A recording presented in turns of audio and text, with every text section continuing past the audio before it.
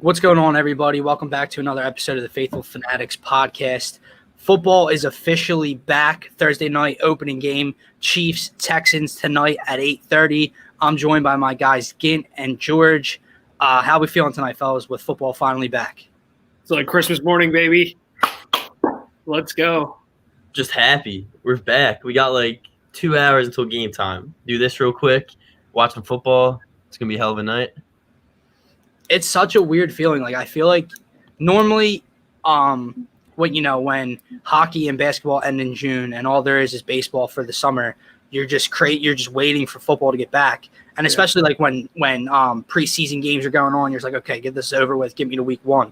Now with this weird COVID summer, with sports still being on, like today I think was the first day ever in the world of sports where there's the NFL, the MLB, the NBA, the NHL, the WNBA, and whatever else is all on the same day. And it's an historic day, boys, because also the Phaithful Fanatics podcast is live tonight. Yeah. So with that being said, we're going to talk Texans, Chiefs tonight. We're going to talk Eagles and the Washington football team week one and what the Birds need to do to get a win and start off the season on the right foot. We're going to give our division winners for each division in the National Football League, as well as our very early Super Bowl predictions. So, guys, let's start with the first game on the board tonight. Texans at Chiefs. George, the line is Chiefs minus 9.5. How surprised are you that it's almost a 10-point game? I think it makes sense for the public because, I feel like there's a lot of recency bias when it comes to betting, and you see that Texans lost Hopkins and the Chiefs just won the Super Bowl. So people are expecting a blowout. They're expecting a lackluster Texans offense, I guess, even though they're not even a bad offense really. I'm laying the plus 9.5 on the Texans tonight. I don't think it's going to be a blowout. I think it's going to be a pretty close game, especially because when you have Watson and Mahomes on prime time to start the year, I don't think we're going to have a blowout type of game. I think it's going to be entertaining the whole way. And I think there's a lot of weapons on the Texans side that are kind of being not overlooked. Yeah, overlooked. It's not obviously Brandon Cooks isn't a difference maker in that sense, but he's still a hell of a broad receiver. Will Fuller is so fast, he's going to get downfield and he's probably going to get his. So it's going to be interesting. It's going to be a fun game. Randall Cobb. Yeah, are you surprised that it's 9.5? And what way are you leaning tonight? Like George kind of said, I mean, you lose DeAndre Hopkins. Chiefs are coming off the Super Bowl. I'm not surprised it's 9.5. I think that Chiefs are going to win by more than 9.5, so I'm going to take the Chiefs. And but I mean, it's so good that it's back, and I just feel like tonight's the night where you're going to see a Patrick Mahomes 5 touchdown thrown game, something normal like that. I think they're definitely going to win. Like I said, above 9. I don't think it will be 24, but I think it will be above 10. Yeah, I'm not touching the line. I'm a little surprised that it's 9.5, especially with the way that the Texans, I believe, beat the Chiefs in the regular season last year, 31-24, and then had a 20-plus, 24-point lead in the playoff game before Patrick Mahomes had that insane comeback. But my reasoning for that is it's a weird line to me because normally with two really good teams, two playoff teams, you see a 10-point game, you would want to say, the Texans getting the 9.5. But Patrick Mahomes and that Chiefs offense is so elite and so quick scoring that, it could be a 3-4 point game all game long. And then in the final 7 minutes, they put up 2 touchdowns and shut the Texans out, and it's a 17-point game or whatever. So the line scares me. I'll tell you what I am going all in on tonight is the odds boost on DraftKings. It's a plus 140, I believe, for Mahomes and Watson to combine for 4+ touchdowns. So they have to combine for 5 or more to hit. I'm all over that line. Yeah, I like that a lot too, to be honest. Yeah, I'm all in on Watson over 29.5 rushing yards. I just feel like that's definitely the move. That's the best bet for tonight, in my opinion, because the props are going to be where it's at. And if you're a bet man and you're on DraftKings, obviously you've definitely heard about it or have seen it and already put your money in for the Chiefs plus 101 points in the 101st season in the National Football League. $50 max bet pays out 95, 50 or whatever it is. So it's a free $45 basically. So yeah, guys, what are you looking for tonight? Not betting aside, take away the lines. I know there's a lot of talk going into this game with, as George said, you have Deshaun Watson and Patrick Mahomes are going to be 2 MVP candidates, in my opinion, battling in the first game of the season. You have the rookie Clyde Edwards-Helaire, who I have on my fantasy team, and there's a lot of hype over him. And then you have David Johnson getting a change of scenery, going from the Cardinals to the Texans, which I don't think he's washed up at all. I think that's what he needed. And like I was talking to George before the game, before we went live here, and yes, when it happened at the time, obviously you never want to lose a superstar like DeAndre Hopkins. And it's weird to me because obviously at the time it seemed like the Texans got fleeced in that trade. It seemed like they were falling apart as an organization.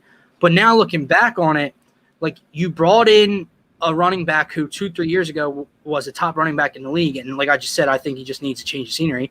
You have an MVP candidate in Deshaun Watson as your quarterback who's just getting better with age and experience. And now you surround him with, yes, you don't have that superstar talent on the outside, but you still have Will Fuller, and you bring in 2 veteran speed receivers in Brandon Cooks and Randall Cobb. The issue with the Texans is going to be the same issue with the Philadelphia Eagles. Will they stay healthy? Exactly. These wide receivers and offensive line and David Johnson stay healthy, the Texans are going to be a very, very good team to beat. And I said to George before, I was thinking for a moment about pressing that money line. I think they were a plus like 320. I was thinking about it just for a slight second. Yeah, I definitely agree. Health is the thing. I mean, Philly Will is he's been awesome in the game he's played, but the games he plays, but he just seems that it's an injury again. I'm not going to say every year, like obviously you're not, but he's hurt often. And if he can stay healthy, he really can. I think he can be a decent number 1 guy for the Texans. And then obviously, like you said, Brandon Cooks and Randall Cobb can both be contributors. And I totally agree about David Johnson. I think David Johnson is going to have a really, really good year. I think where he just needed to move on, like you said, which is awesome for him. So tonight's going to be awesome to see that side. And then obviously we're going to touch on the Chiefs too, but you can go from there. Yeah, I mean, the biggest thing I'm excited to see is Will Fuller back on the field because he definitely does have potential to be that number 1 wide receiver in Houston. And he's fast. He can get downfield. He creates space. Like he's a really good receiver. It's just, like you said, can't stay healthy for whatever reason. So if he's healthy all year, it's going to be fun. And the other big thing I'm looking for is like Clyde Edwards-Helaire because that's the talk everyone's saying. Like he's first-round pick in fantasy. His touchdown props are so much juice. He's like minus 175 to score 1 tonight. So it's going to be exciting to see how he does. And he's on my fantasy team too, of course, Dylan. So that's going to be nice. Yeah, and then on the Chiefs side, on the offensive side of the ball for the Chiefs, obviously when you get to watch Patrick Mahomes, it's kind of just an honor to put it that way. But I'm excited. Football's back. Like I said, I have Clyde Edwards-Helaire on my fantasy team. I also have Deshaun Watson with him in 1 league, and then I have Patrick Mahomes in another league. So I'm just sitting back, getting my popcorn ready, as D-Jack said yesterday, and I can't wait for 8:30. I agree. 100%. But, guys, let's get into what we've, really been wanting to talk about. Football is back, but the birds are back. And, we've done a couple shows during the COVID period when there were no sports on. Again, it's before you joined us, but me, Snap, and George did like a draft review of the Eagles, a schedule release episode, kind of just looked at all the new key additions that Howie brought in and the draft picks and everything. And that's all speculation. That's all hypothetical. Well, now we're here and we're a couple days away from kickoff for Eagles, Washington. So I'm interested to see what you guys are looking for in this game. Obviously, there's a ton of storylines and key matchups to look out for. Excuse me.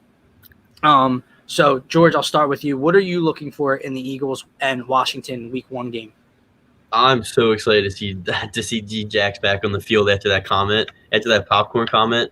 And the other big thing is Rieger. I mean, he was out 2 to 4 weeks like a minute ago, and now he's a full participant in practice. Like that could be a huge thing for the Birds, especially Week 1. It's like you expect a young guy like that to be out 2 to 4 weeks, and all of a sudden they're like, "Nah, I think he's gonna play." That's just absolutely huge. So if Wentz can do if he can get past that Washington secondary, which isn't too strong, I'm very excited for week 1. Not strong at all, but I'll get on that. Go ahead, Gabe. Yeah, I agree. I'm really excited to see Carson Wentz play. I'm excited to see Deshaun Jackson. I hope we don't start off this season like we did last season, where at halftime I'm sitting there like, wait, what is going on right now? But I'm really excited. Deshaun Jackson has just had me so hyped this offseason. Chad Ochocinco's tweeting that he's pulling over on the side of the road watching Deshaun Jackson highlights, talking about how awesome he looks.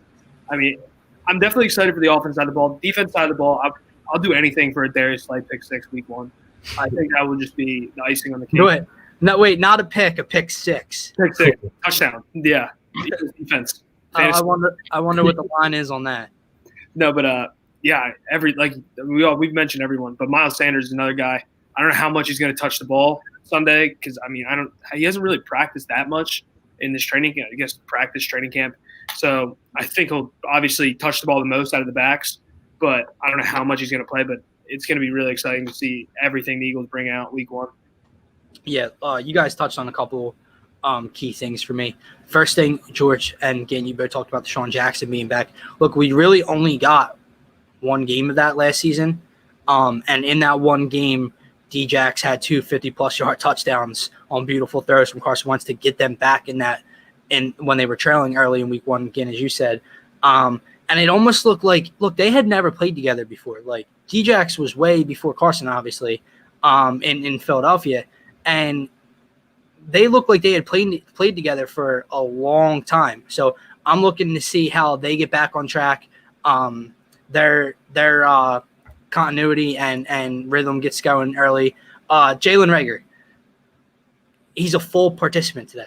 Like, he was limited. He was going through – you saw the videos. He was going through wide receiver drills yesterday, and it was like, it looked great. He had his helmet on. He was in pads. He was participating, but he was limited with everyone else. And it was kind of like, okay, they're just trying to keep him in the thick of things, and then he'll be good to go for week 2.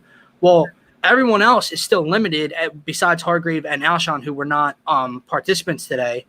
And Rager's the only full participant. So if that says anything, I believe the kid's playing week 1. Like, why else would he be a full participant if he's not playing week 1? Here's where I'm at. You all made good points. And we'll, I'll throw keys to the game and what you guys think they need to do to win. The offensive line and defensive line, to me, is what I'm looking for and where I think this game is going to be won at the line of scrimmage and in the trenches. Because I believe the offensive line for both teams are their weaknesses. So the Redskins' offensive line, the left side of their offensive line is atrocious. Their right side's okay. So expect a lot of run plays, a lot of stretches going that way. Expect Haskins to roll out that way to the right. The left side is awful.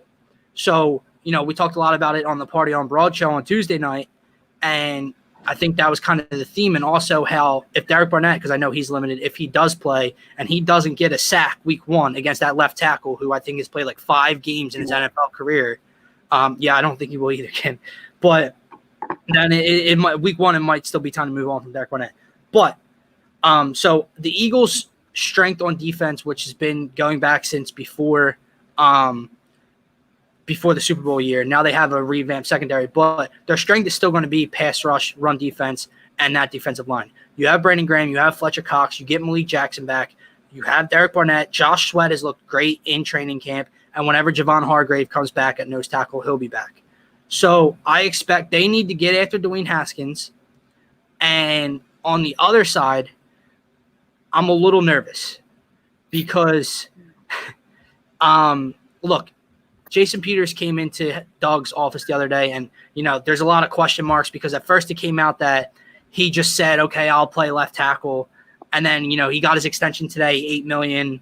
Or his rework contract, $8 million, $4 million guaranteed from the 1-year 3 deal to play right guard. But then something leaked that deal was signed 2 days ago. So who knows what the truth of the story is, but he's back at left tackle. That's huge in my opinion. I understand he's 38 years old or however old he is. I understand he's going to be out for a few series this game. I understand he's going to be called for a false start or 2. But having Jason Peters play at left tackle instead of right guard over Matt Pryor is huge. The key to me is Lane Johnson playing. I think he's going to. I think Miles Sanders is going to. But I've said this on multiple occasions, you could hide Matt Pryor at right guard between Jason Kelce and Lane Johnson.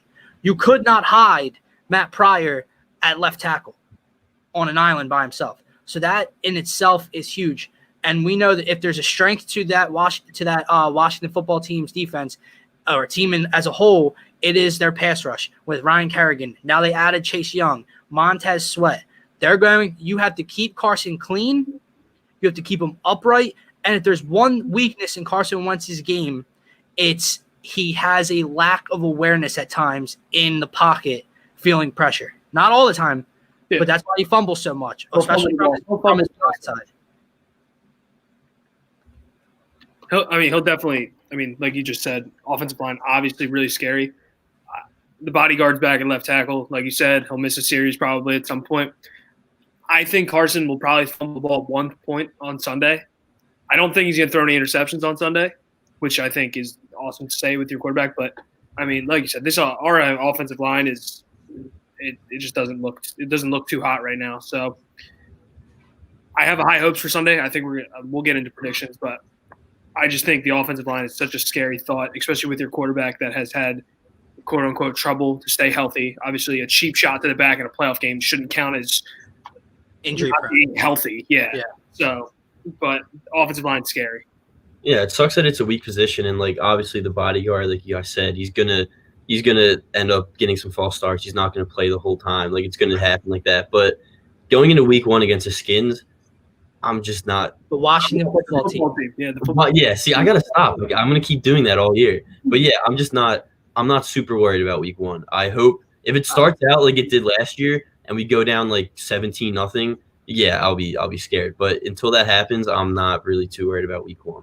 Look, I'm with you guys. I'm not scared at all. The only weakness to me on this Eagles offense right now is the offensive line. But like I said, the key to me is Lane Johnson playing. I think he's going to. So once I see Lane Johnson in the starting lineup and a full participant in practice, my heart rate's going to go down, going to go back to normal. Because, like, yes, Matt Pryor to me is a huge, huge issue on the offensive line. But when you have Jason Peters back at left tackle, where he's played his entire career and is a future Hall of Famer, and you have Lane Johnson and you have Jason Kelsey, you can hide a guy like Matt Pryor, in my opinion, on that right side. So that's why it all comes down to me, is Lane healthy? Is Lane going to play week 1? But that's going to be interesting. Let's get to the keys to the game, what needs to happen offensively, what needs to happen defensively. I'll start offensively, like I've been referring to. It's the offensive line. You have to keep Carson Wentz upright. You have to keep him clean. Look, I know Carson is at his best at times when he's rolling out of the pocket and extending plays and creating plays with his legs. But I want to see Carson be great inside the pocket as well, and that can only happen if he has time to drop back and deliver the football in a clean pocket. Another reason the offensive line is so big. For the first time in a long time, the Eagles have speed surrounding this quarterback. And George, you had said it before, where the deep ball has been emphasized in this offseason and in training camp. And you get a guy like Deshaun Jackson back, and you draft John Hightower, you draft Jalen Reagor, you have a Boston Scott, a Miles Sanders. There's speed all across the board here. Carson needs a clean pocket and time to deliver for these plays to progress and open up down the field. So the offensive line is the biggest key to this game for the Eagles offensively. Yeah, piggybacking off that, I'm not going to say offensive line again because you just said that. I think another key is definitely someone else has to step up on the offensive side of the ball and consistently be a pass catcher besides Zach Ertz this week. I don't know who it's going to be. I mean, Deshaun Jackson's going to give you probably 4 catches. They're going to be probably 20 to 25 yards on average. But we need like another guy, and I don't know. I truthfully don't know who it's going to be. It could be maybe Goddard. It's not going to be J-Jaw. I don't care what anyone says. I don't care how good he's looked. Hopefully it could be maybe Jim. Greg Ward? Just saying these names, I'm like, Miles Sanders, I think he's going to catch the ball in the backfield a couple times this week, which I think is huge. But there just needs to be someone else that's going to get you just a couple consistent first down catches and something like that of that nature, which hopefully we'll see Sunday. We'll find out. Yeah, I think clearly the offensive line is definitely the number one thing we need to get clicking for week 1, but you already said that. So, yeah, wide receivers. The thing about it is if you have somebody other than Zach Ertz that is going to go out there and do his job, like if we have obviously I think D-Jax is going to get his. He's going to be a downfield threat. Can Jalen Rieger do that too? Like that's going to be incredible if we can see a young kid go out there week one, get downfield, get the ball, get open in space. So, yeah, it's going to be – I think O-line is definitely the number one crucial thing for week one though. And if Carson Wentz can stay protected, if he can get his time to get the ball out, if he can stay comfortable in the pocket, they're going to win this game with ease. Right. So before we get to the defensive side of the ball, you kind of, made a remark about the wide receiver group and, you're going name after name, and I'm with you. But at the same time, isn't it a nice feeling to as where Jay Jaw and Greg Ward were your only options at the end of last season? And Carson still went out and won the division in the last 4 weeks. And got you a home playoff game. Now you get to watch 11 come back out. Look, I'm fully expecting Carson Wentz to be MVP form. I'm not saying he's going to put up MVP numbers, but MVP form is what I think you're going to get out of 11 this season. But you talked about Miles Sanders. I agree. But those go hand in hand to me with the offensive line because when you get Miles Sanders catching the ball out of the backfield, which he's great at and he's explosive at, you can also throw in Boston Scott or Corey Clement there. They're all three of them are really good pass catchers out of the backfield. That's big, especially because if the offensive line is struggling early to protect Carson Wentz, which is the number one priority with this franchise, then Doug's going to have to dial up quick plays, getting the ball out of Carson's hands, misdirection. Then that defensive line says, "Well, we can't just bum rush Carson Wentz every single play." Also, keeping with the running backs, what do you guys expect Doug Peterson to do early? Like, are you expecting – because I know he came out and said with Miles Sanders not playing a full training camp really at all, they're going to look to ease him in a bit.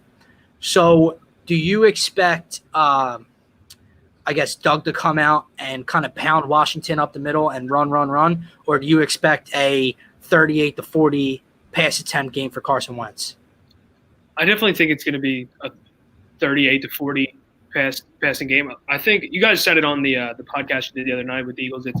I think you're going to see a lot of hurry up offense and a lot of quick getting the ball out of Carson's hands and just get him into a rhythm because when he gets in a rhythm and he's throwing first downs, like he looks elite. He looks a top 5 quarterback in the entire NFL. So I think he's going to want to get him going right away. They haven't played any preseason games. He hasn't saw any real action yet. So I think you definitely want to get Carson dialed in early. And that's only going to open up for Miles Sanders. So I think you're definitely going to go pass heavy to start, and you might see some running down the stretch, especially if we get a lead. Miles will get some more touches there. I think Boston Scott will definitely get some touches this week too. So, but like I said, I think it's going to be a lot of passing early for Carson Wentz and just to get him dialed in. Yeah, I'm with you. I don't think they're going to rely on the run really for this game, especially like in the beginning because Sanders hasn't really played much in training camp. He hasn't really practiced a lot. So it seems like it's the smartest move to get Wentz in there and going early, even if it's like not going downfield, if you're just going 10-yard slants, doing whatever you need to do, just to kind of get him loose and just let the momentum ride because that's what's going to happen. If Carson Wentz is going to make plays, he's going to connect with his receivers, it's just going to keep happening throughout the game. Look, I'm with you guys. I think he's going to come out early and try to get Carson in a rhythm. Hurry up offense is going to be key. Quick passes to get the ball out of his hands, and that progressively throughout the course of the game will open up the big play threat down the field. But I will tell you, if we get to the end of the game and the stat line is Carson Wentz 38-42, 43 pass attempts, that is not going to bode well for the Eagles. I'm looking for Carson Wentz for Doug to come out passing early, but then hopefully we have a lead and he starts to rely on the run more. Look, the Eagles going back to last year, if you look statistics-wise, they were their most successful in the win column when they had a balanced offensive attack between the run and pass game.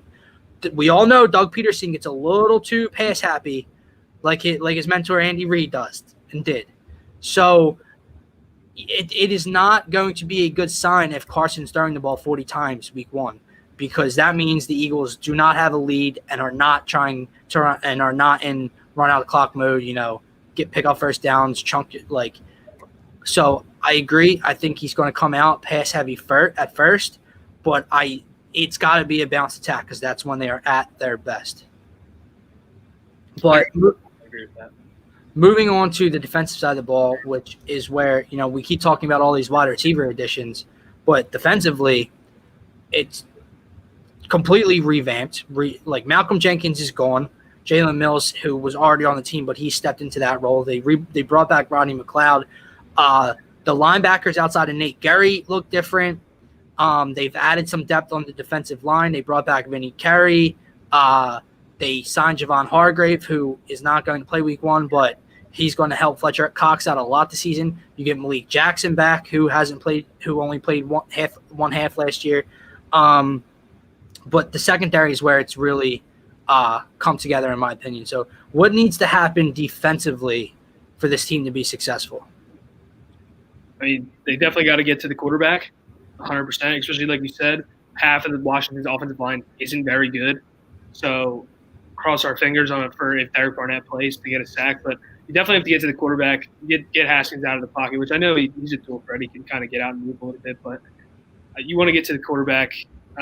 And like I said, I think the quarterback play is huge this week. I really do think Darius Slay is going to get a pick. But, I mean, definitely the biggest key for me is getting to the quarterback. I've said that 10 times now since I just started talking, but that's what I'll go with 100%.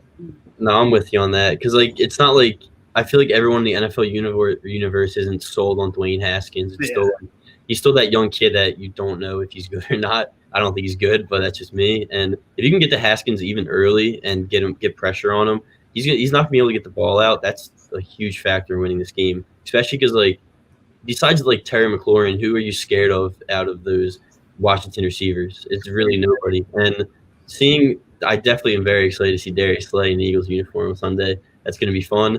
If the secondary can perform, if they can lock down, it's going to be a fun game. Well, George, you said who are you afraid of at the wide receiver position? Who are you afraid of across the board for this Washington football team? Exactly. Yeah. They lost Darius Geis this offseason now because of his off the field issues. Yep. They just released Adrian Peterson, who's now a Detroit Lion. So Antonio Gibson, yes, he's a little speed back who can create problems, especially with the Eagles linebacking group. But as long as he's not running wild on Sunday, there is no one. Look, Terry McLaurin tore us up last season. But with Darius Slay now, he doesn't worry me. Yeah, but I'm going to have Darius Slay following him all across the field. They don't have any tight ends. Their tight end group is weak now. And like you guys said, Dwayne Haskins does not scare me one bit. Look, I said this the other night on the Party on Broad, and you guys can either agree or disagree with me if you want to give me shit for this comment, but I think we can all say that we love Doug Peterson and we love this coaching staff, but if there is a person on this staff that we like to get on as Eagles fans, it's Jim Schwartz. Even in the Super Bowl year, even in the Super Bowl game when Tom Brady threw for historic numbers in a loss in the Super Bowl with over 400 or 500 yards passing, and they literally didn't. The New England Patriots didn't punt. The only time not scoring was the Hail Mary attempt and the strip sack. So, but I'm going to go out on a limb and I'm going to back my guy Jim Schwartz before Week 1 starts because, look, we backed Joe Girardi because he didn't have the pieces, right? In the bullpen or whatever. We backed Brett Brown for a long time before just recently because he didn't always have the pieces together from management. Jim Schwartz, while he had a great defensive line, yes, he literally has not had a true number one corner in the league on this roster since he's gotten here in 2017 or 2016. Okay. So now, yes, his defense was a lot of bend but don't break, a lot of yardage given up, but try to allow them to get to the red zone, but keep holding the field goals. They got killed underneath because you would play 10, the corners would be 10 yards off the line of scrimmage, and you would just bang 10 yards, bang 10 yards, bang 10 yards, big play because they all bite on a double move. Jalen Mills. That's not his fault. Jalen Mills. He had nowhere else to turn. He didn't want them to play in press coverage because they would just get beat. So he had to have a bend but don't break mentality, and he only rushed forward because he couldn't bring the house because they would get beat. So now you have Darius Slay Nickel Roby-Coleman, who are both ranked in the top 18 of PFF rankings at corner, and I think Slay's too low for that in that ranking. As long as your other corner in Avonte Maddox or Cravon LeBlanc, I know it's going to be Maddox to start. It could be LeBlanc, like if he's struggling or an injury. As long as your second outside corner isn't getting destroyed, this defense is going to be okay and a lot better and a lot of reminiscent of that 2017 Super Bowl regular season run when they're beating the Bears 31-3 and they're beating up on the Niners and they're beating up on the Broncos. I truly believe that. And I think, look, if we're sitting here not getting any pressure on Dwayne Haskins on Sunday and our corners are getting shredded, you guys can rip me next week. Because if they get beat up on by this Washington football team week 1, I know they didn't have a training camp or a preseason, like a real training camp or any preseason game. So, it could just be cobwebs getting brushed off week 1, and could be an excuse. But they should have no problems this week. And I really believe that they come out, set the tempo early, and I gave Washington 17 points the other night. I feel like I was generous giving them 17 points. So with that, go ahead, guys. You can rip me if you want, or – No, I really think we come out. I really think games. That's just my opinion. But if Darius Slay can shut down McCoy, we can get to Haskins early, protect Wentz. This game's a no-brainer. Eagles by least 20.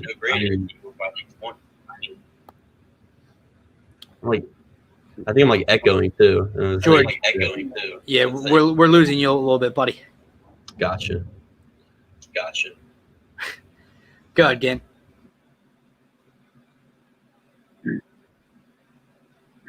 Gant? Can you hear me? I'm good, right? Can you hear me? Now I can. Right? Now I can. I couldn't. Okay. I wasn't really talking, but we're all echoing. The live stream's falling apart, guys. Yeah, what is going on right now? Hold on. You're very delayed. Hello? We're all delayed. Great. You're good. Hold on. I want to remove you. I'm good. You're good. I think it's me and Matt that are delayed. I'm going to remove you guys and then come back in, okay? Sorry for everyone watching live.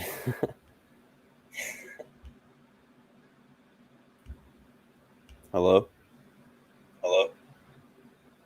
I lost Gant. And now I lost everybody. What's going on, guys? Waiting for these two to get back in.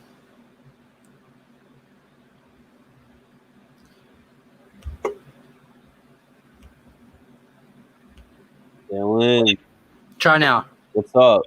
Yeah, you're better. All right, cool. Again. What? How we sounding? Oh, we're good now. There we go. We're back. Sorry for the quick intermission, everybody. It was halftime. Yeah.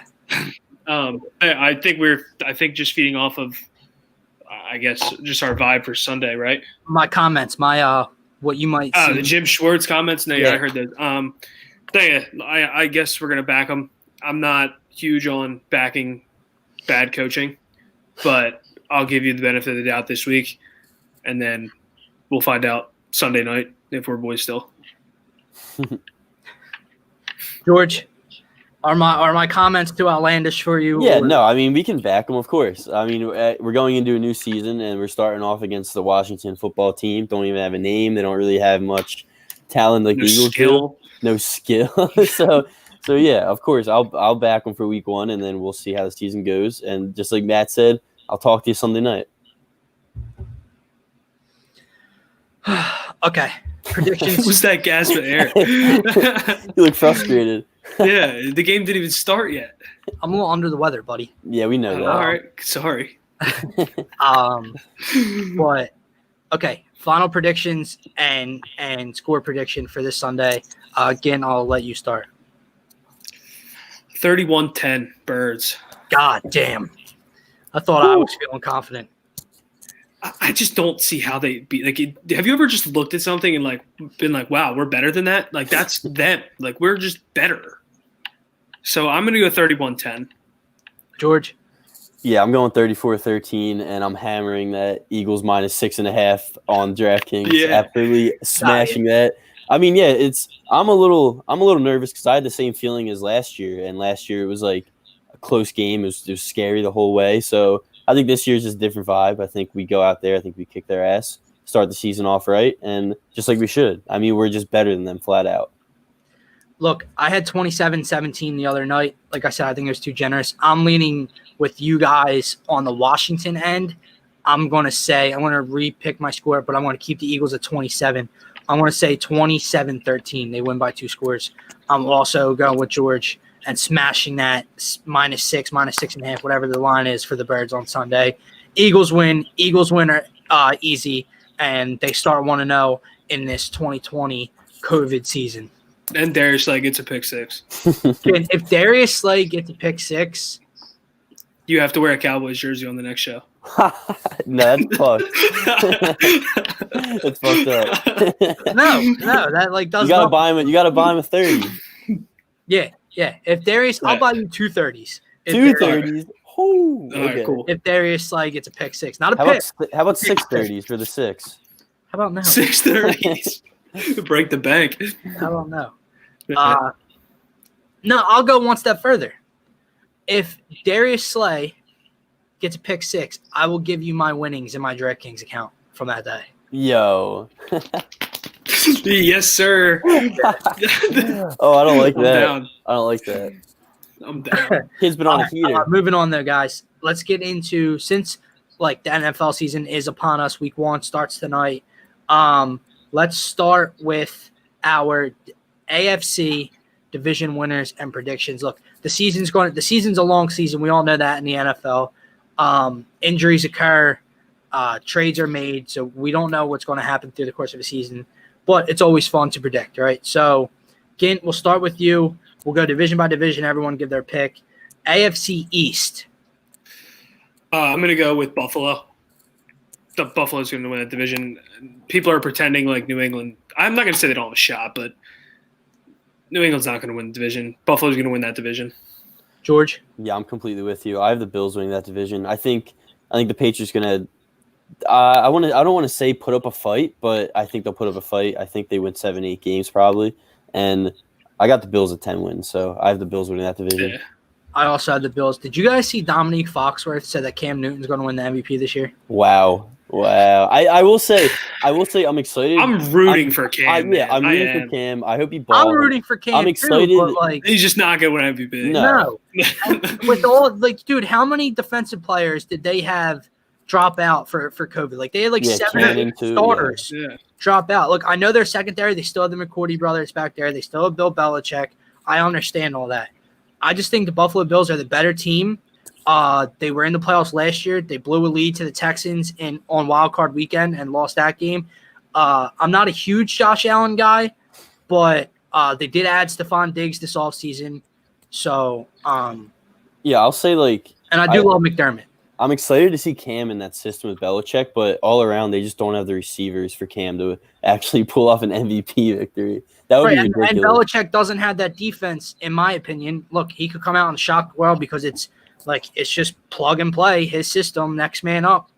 But I don't see it happening. I think that regime is done.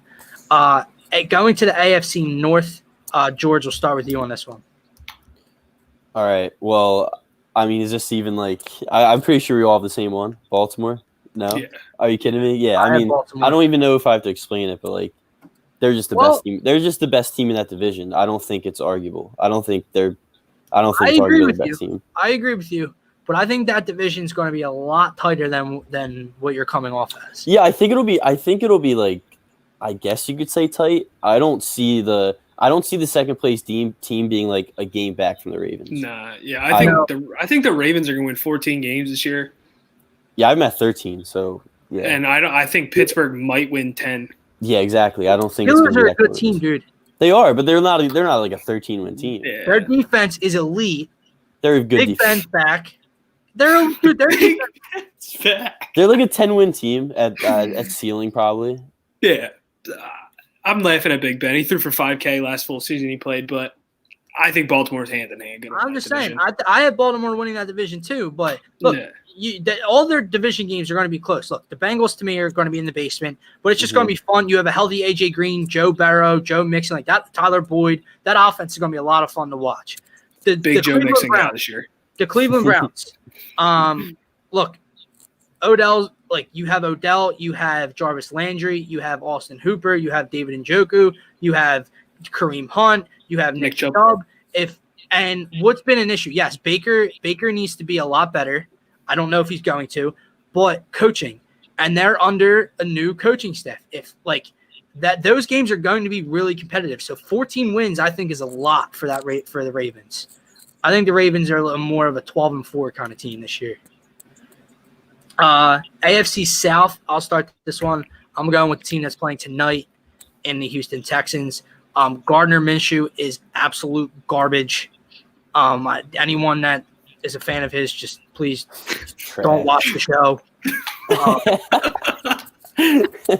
The Titans, look, you have Derrick Henry. I don't know if he can top what he did last year. I know he's a beast of a man, of a human being, but his legs are going to take a beating. I don't know if he stays healthy. And why am I drawing a blank on who they just signed? No. Oh my God, Ryan Tannehill. I didn't know what you were going for. Really, people are loving Ryan Tannehill, dude. In the postseason last year, when Derrick Henry was going off and they made an AFC Championship run, did Ryan Tannehill throw for over 120 yards? I think the one game he threw 8 passes. Yeah, I'm not high. I'm not high on Ryan Tannehill, but he had a hell of a second half last season, but he's still Ryan Tannehill. Did he? Statistically, but he's not a franchise quarterback. No. And then the Colts, like Gint said, that they're to me the next team because I do believe in Frank Reich. They brought in an older Philip Rivers. I don't know what he has left in the tank, but T.Y. Hilton finally has a quarterback to come in and play. They have Marlon Mack, who's Jonathan Taylor. They drafted Jonathan Taylor this year. Mm-hmm. Their offense could be a little bit of fun to watch. So I think the Colts are the second best team in that division. But go ahead. I'll go. You want to go or you want me to go, George? Nah, go ahead. You got it. The Texans? No. But I think this division has 3 people that can win it. I think the Titans are going to win it. I think the Colts are going to come in second. I think the Texans are going to come in third. I think it's going to be 2 teams go 10-6, 1 go 9-7 type thing. Those 3 could probably all be irreplaceable, but I think I'm going to have the Titans win the division. Yeah, I'm again, if the Texans come in third place in the AFC South, I'll buy you 2 30s. All right. Dude, there's so many question marks. I'm on the same exact you hit it right on the head with me. I think there's 3 teams that could legitimately win the division this year.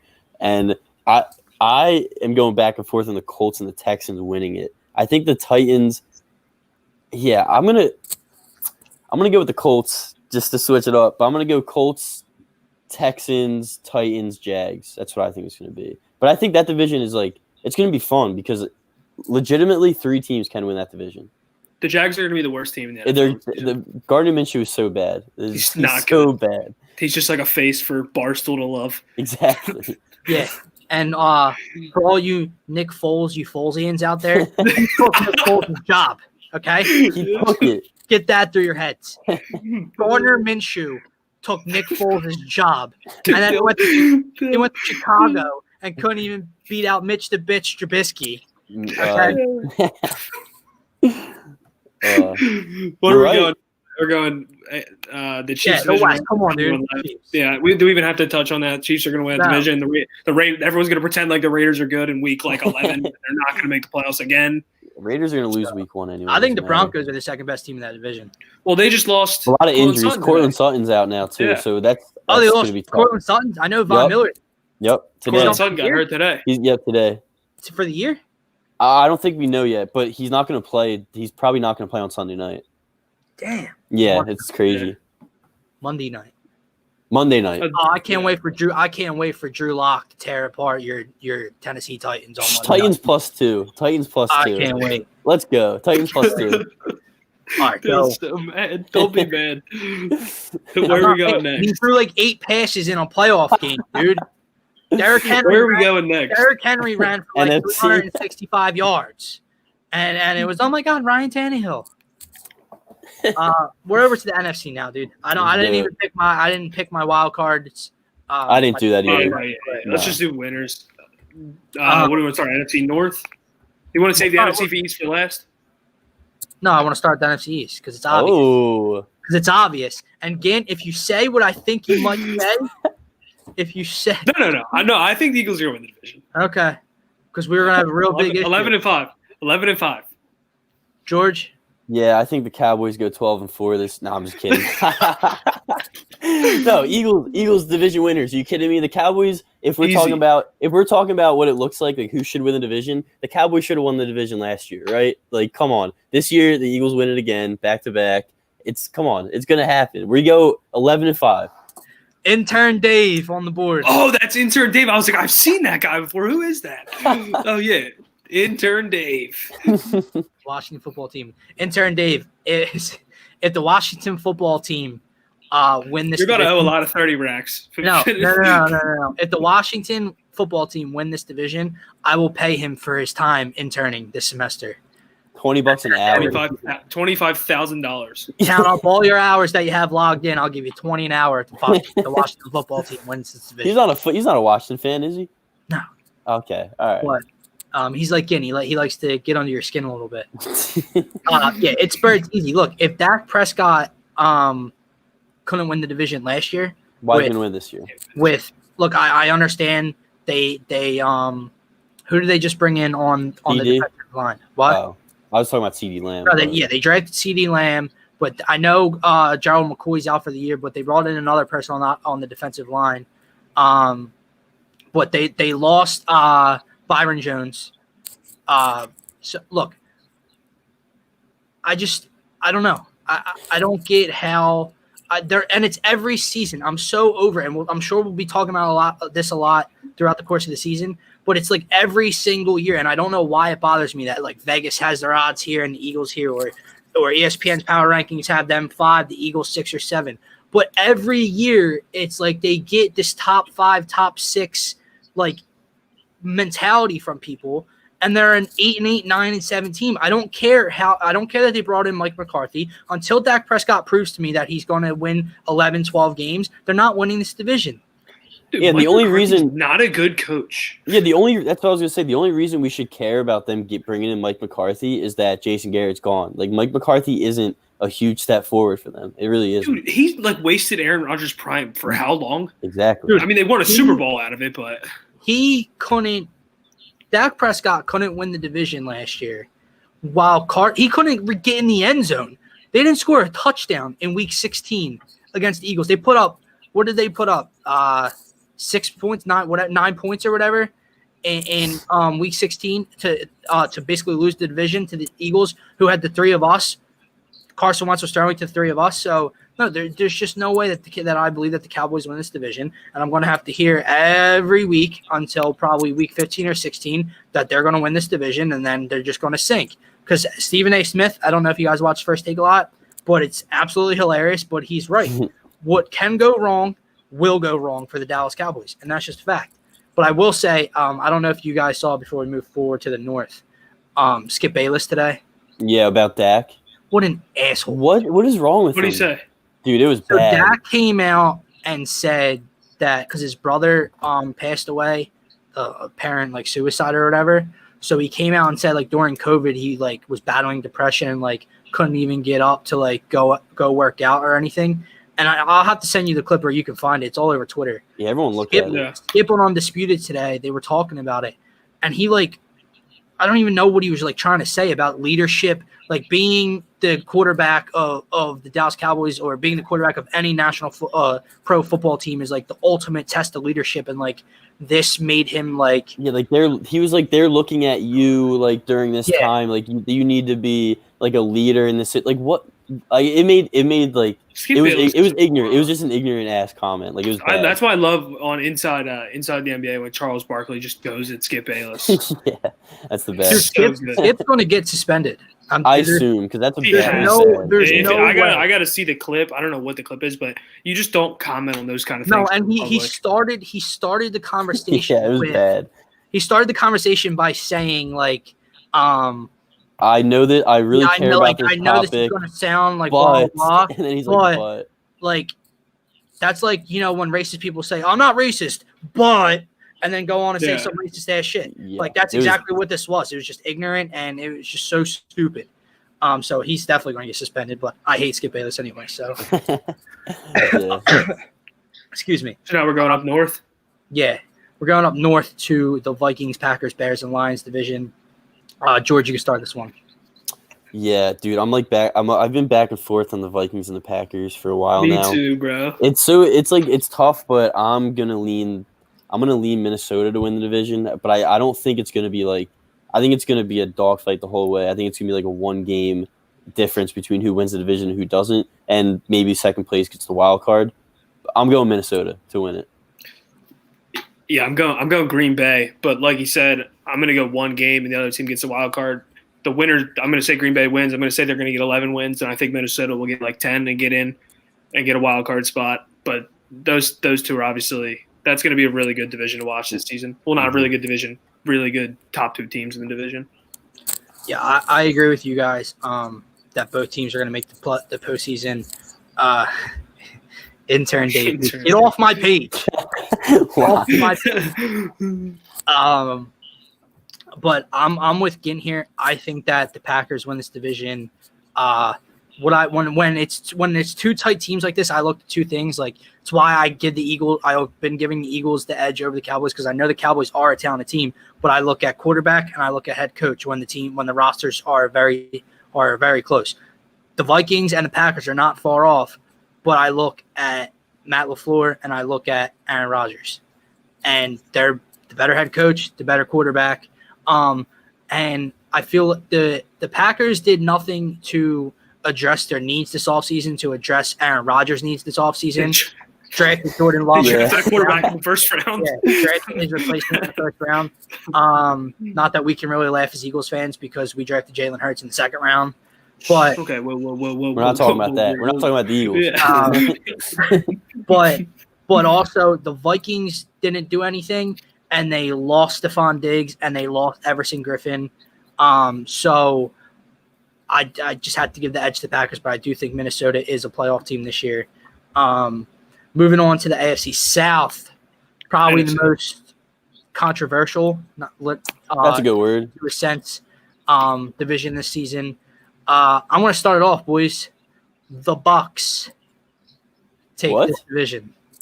I agree. The Tampa Bay Buccaneers. Shit. Do you think Tom Brady would have went to Tampa and leave New England if he didn't think he could win with that team?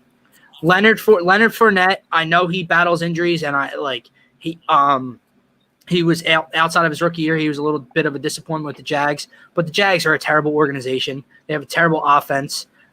So he falls into their lap. They bring in LaShawn McCoy, who yes is older, but they still he might still have something left. And you have Ronald Jones Jr. as a young running back there. You have probably the best wide receiver tandem in the league in Mike Evans and Chris Godwin. He gets Gronk out of retirement. He has O.J. Howard and Cameron Brate also behind Gronk, and you have Bruce Arians.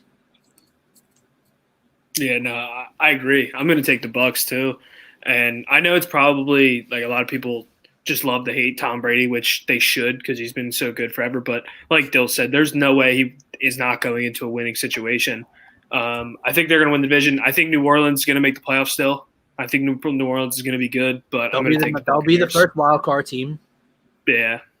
Yeah, I was like so back and forth on Bucks Saints. Like I have a future on the Bucks over 9 wins. I think they win 9 or 10. But I have Bucks at 10 wins. I think Saints win 11. I think it's going to be a close ass division. I'm going to lean Saints, even though that Bucks offense is so goddamn scary. Here's what I'm going to say to you guys before I know we have another division to go. Intern Dave, get off of my page.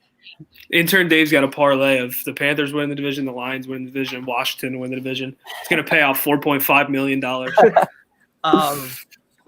But I know we have another division before we get to our Super Bowl picks, but I will say that, spoiler, I think one of the 2 teams from the NFC South makes it to the Super Bowl. Okay. So, but lastly, the NFC West, another tight division. You have the defending NFC champs in the 49ers. You have the Seattle Seahawks. You have Kyler Murray coming off his rookie year, adding DeAndre Hopkins. And the Rams, like, it is so crazy to me how the Rams have just fallen off so quickly from that Super Bowl year where they lost to New England. But to me, they might be in the basement of this division. But go ahead, George. Yeah, they are in the basement. Going on Wild Wild West. Wild West. Yeah, Wild West. I think they are in the basement of this division. But I'm going to go with the 49ers to win it. And I think it's going to be a goddamn fun division because the Cardinals are good. The Seahawks are the Seahawks. And then, of course, I'm never high on the Rams now. So if you guys are wondering, Dallas -3 week 1 seems like a move. But yeah, I'm gonna go 49ers to win that division. I'm gonna go Seahawks to come in second. Kent? I agree. I'm going to go 49ers win, Seahawks in second. I don't think the Cardinals are going to be that good. I see them going 8-8 about. I'm not on the Kyler Murray hype train. I think he should be in left field somewhere, but yeah, I'm going to go with the 49ers. Do you have the Seahawks making the playoffs? See, I just said that I thought Minnesota would get a wild card spot. Yeah. And I thought New Orleans would get a wild card spot. But now I'm like, wait, Seattle's definitely getting a wild card spot. Right. So I don't know what's going to happen. Because I was just leaning to that because I think they get a wild card spot too. And I think those two teams would be the team to fall out there. It would be Minnesota. Which would mean that only the winner of the NFC East makes the postseason. Yeah. That's what that would mean. So I think that's a given. Which I think is likely the case. Yeah, I think that's going to happen like that. Before we get to our Super Bowl predictions, Wild Wild West says Jalen Reagor full practice today. Yeah, man. I honestly can't believe it. I know George and Gint probably feel the same way. I think the expectation for everyone was week 2. I mean, it still hasn't come out that he's playing week 1, but in my eyes, why is he a full participant, a full go in practice on Thursday if he's not playing week 1? Like, why he would stay limited, like, all until later of next week and then play with, like, if he's not playing week 1, I don't get the full participant. Yeah, I definitely agree. Yeah, we talked about it earlier too, so rewind, check that out. Yeah. Yeah. Super Bowl, guys. This is – I don't even know. I could go, like, 5 different ways Super Bowl-wise. I said to you guys earlier that the Buccaneers or the Saints, one of those two teams that make playoffs from the NFC South, will go to the Super Bowl. I had the Ravens representing the AFC. Obviously, like, it's so hard to go against Patrick Mahomes, but that's just the way I'm leaning. I think their defense is better, and I know how crazy of a year Lamar had last season and the MVP season he had, but I think Lamar he was bad in that Titans playoff game. I don't think you see that happen again. So I'm going Ravens over Saints. You think a wild card team's going to the Super Bowl? They're not a normal wild card team. But they're wild card teams. Normal or not. No, I mean that I'm not gonna say. But it's I don't even know. I like. You don't. Yeah, of course. This is Super Bowl prediction. It's not like this is pre-week 1. Yeah, I also have the Ravens representing. I have the Ravens winning it, and this sounds so like normal, but Ravens over the Niners. I think Niners go back. I think they lose again, and yeah, Lamar raises his trophy because like Lamar. I don't know if Lamar's going to do what he did last year, obviously, because that was absolutely incredible. But it's going to be close to it. Like he's going to be good. It's going to be a hell of a year. He's going to be good. Jets versus Jets. I think you're fired. You are fired. Get out. Jets versus Jags first ever. I'm going to also have Baltimore out of the AFC, and I'm going to have them play Tampa Bay. And I think Tampa Bay is going to win the Super Bowl. Damn. So if you are a betting man or a woman out there watching this show, you know what this means. Do not pick Baltimore to go to the Super Bowl. Because they'll probably win 3 games this season just because I took them to go to the Super Bowl. I only did. It's a fun thing to do. It's a fun thing to predict. Yeah, you have to do it. But like the way I look at it, the AFC to me that there's 2 representatives from the AFC, and it's the Ravens or the Chiefs. That's the way. It's going to be the 1 and the 2 seed in my opinion. That's the way I'm looking at that conference. The NFC is a lot tougher in my opinion.